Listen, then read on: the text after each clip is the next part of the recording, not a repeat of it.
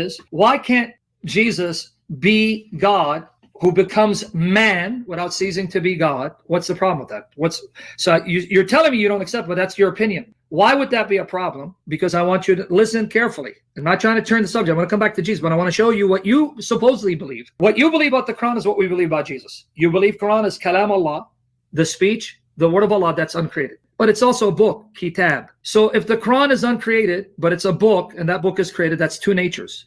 So why then would you have a problem with the word of God that's uncreated becomes flesh, becomes man? And as a man, he has a body that's created, but because he's the word, he is uncreated, that he can be both things at the same time.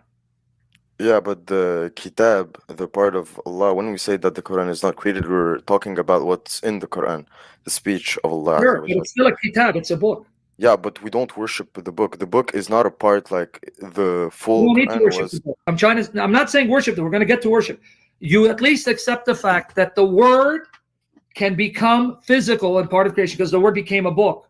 Okay, That's all yeah, I'm sure, saying. sure. And when I burn the Arabic Quran, I'm destroying that physical book, that material physical book, but the Quran itself is still uncreated, even though I may burn the Arabic Quran, right? Yeah. That doesn't mean I destroyed the Quran. The Quran still exists, right? Yeah.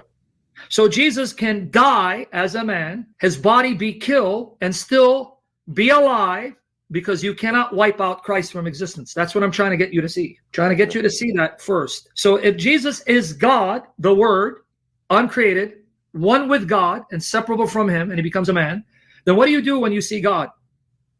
You dance with him or you worship him? Worship him. So that's why we worship Jesus, because we know he's God who became flesh.